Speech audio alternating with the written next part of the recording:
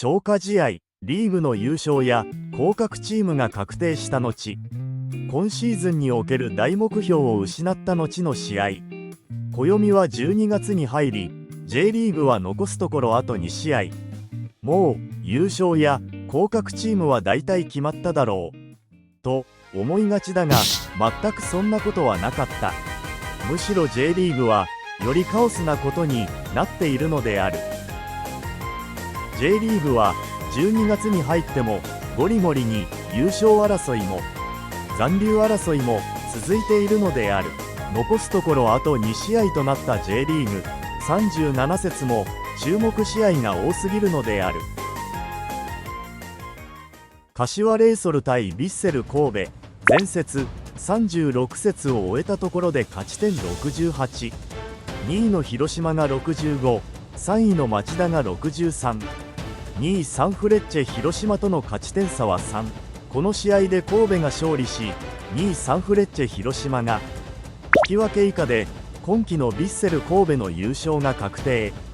逆に柏レイソルが勝利すれば降格圏ジュビロ磐田との勝ち点差が5となっているので、ジュビロ磐田コンサドーレ札幌の J2 降格が確定してしまう。降格圏ジュビロ磐田の対戦相手は FC 東京。ジュビロにとって本当の崖っぷちの試合となる。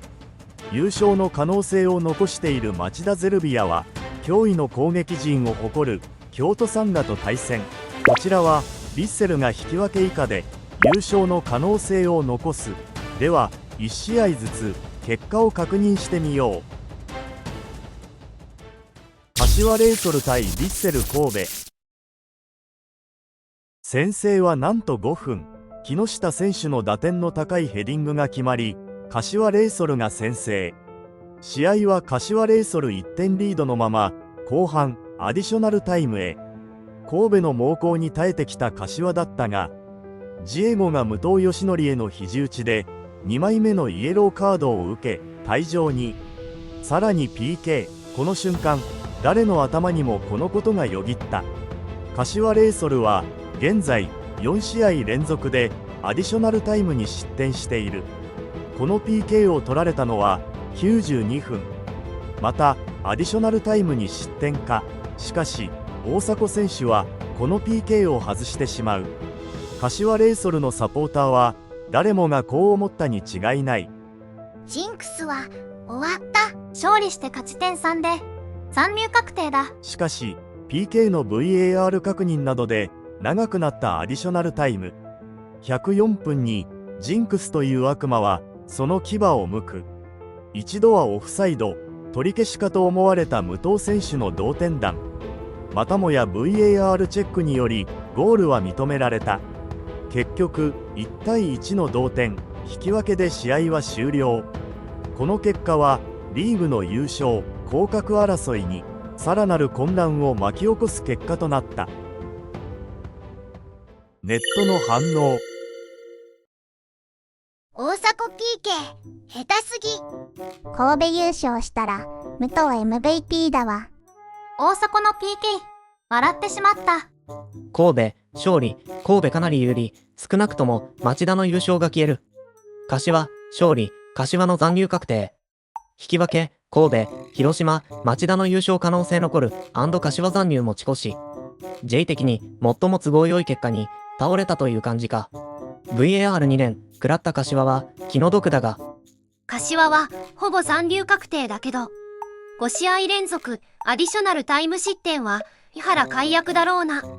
大迫久しぶりに宇宙開発見たわ。柏の AT 量がやばいな。神戸の同点は明らかなオフサイドがスルーされてこぼれ球をゴール。明らかにオン。あれをオフサイドというやつはオフサイドのルール勉強してこい。競った大迫は倒れてる選手より少し足出てるけど手前の関根が残ってたと判定されたんだろな。普通にオンだね。中継でも静止がきちんと見せないといつまでも騒ぐアホが出る。10分のアディショナルは妥当なんか。 PK とオフサイドの VR で時間かなり消費したからまあ妥当。柏サポーター脳一血で倒れそうです。特質的に柏は残留か。AT に PK しのいでも失点回避できないってもう呪いじゃね。優勝も残留も最終節までもつれたか。よしよし。柏さん、5試合連続 AT 失点ってひどすぎるね。柏 VS 町田 AT5 分失点1対1。VS 浦和 AT10 分失点0対1。VS 福岡 AT2 分失点1対2。VS 新潟 AT4 分失点1対1。VS 神戸 AT14 分失点1対1。こんだけやってて改善されないもの含めてマジすごい。勝ち点8落としてるけど残留できそうなのもまあすごい。柏、神戸、面白すぎた。漫画家よ。なおこの試合結果によりコンサドーレ札幌の J2 降格が決定した。そしてもう一つの降格圏に位置するチームはジュビロ磐田対 FC 東京。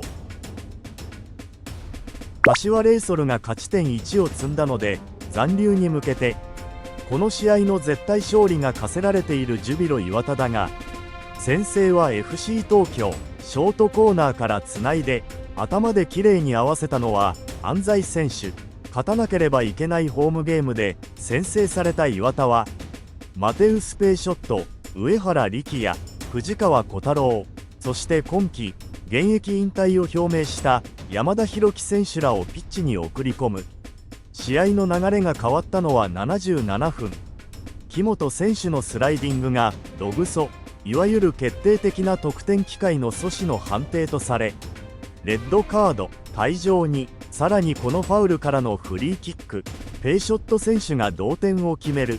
相手が10人になった磐田はここからさらに攻勢を強め、84分このプレーがハンドを取られる。磐田 PK 獲得。キッカーは今シーズン限りで引退の山田裕樹選手。これをしっかり決め劇的な逆転弾となった。ちなみにこの PK 何気にすごいことをしている。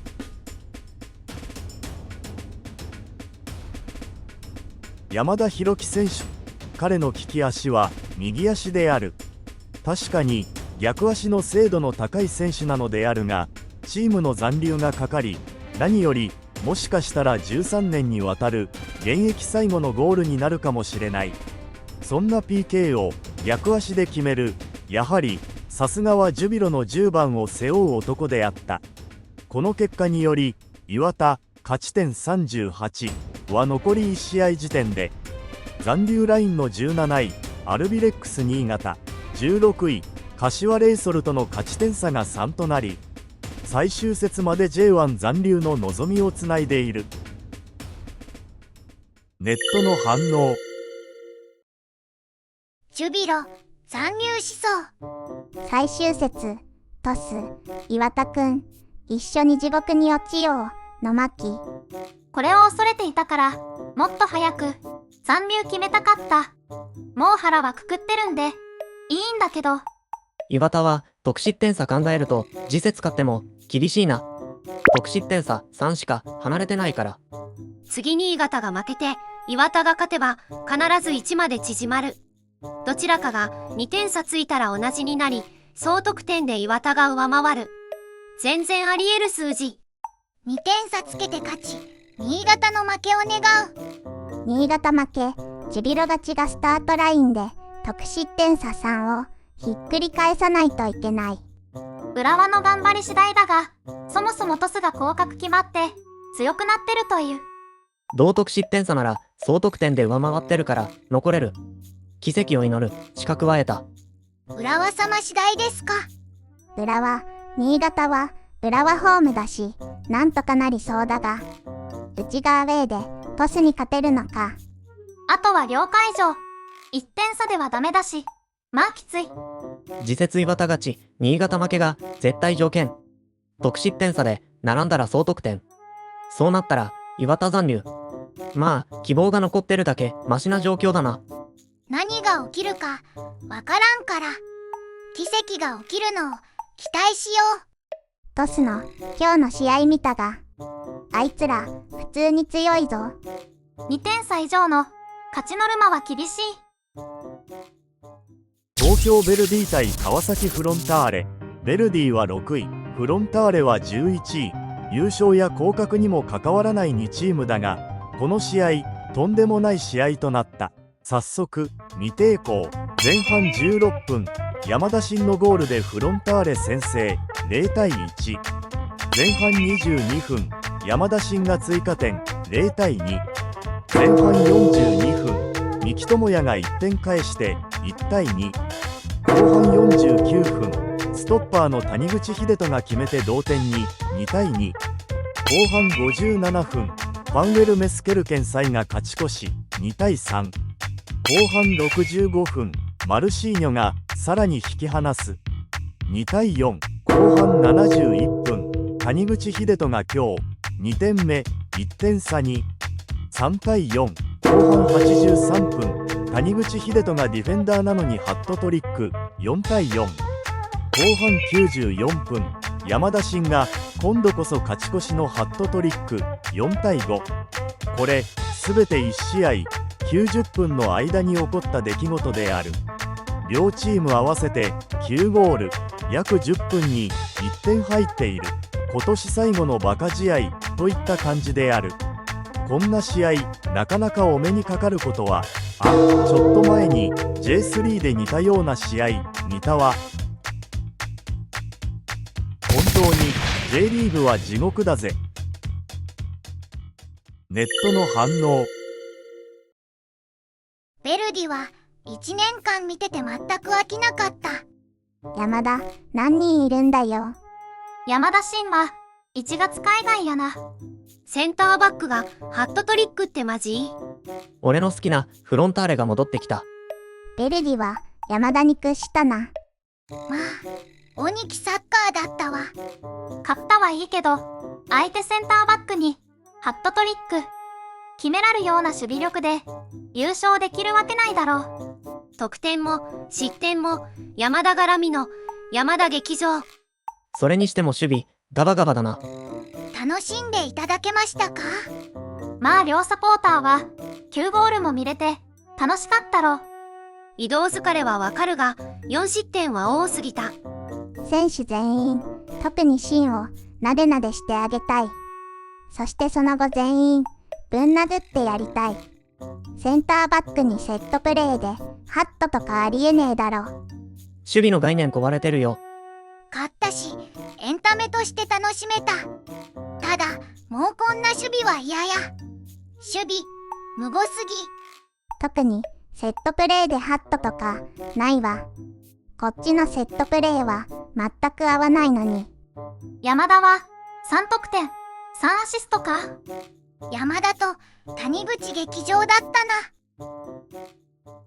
それ以外の試合では、町田ゼルビアが京都サンガを破り、サンフレッチェ広島がコンサドーレ札幌を撃破、それぞれ優勝に望みを残した。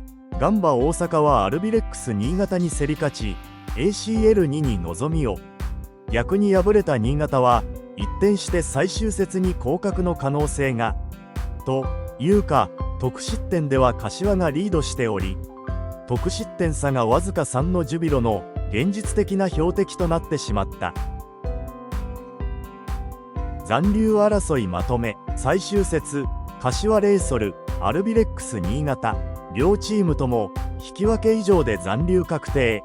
ジュビロ磐田は最終節勝利は絶対条件で勝利して初めて得失点差の争いとなる。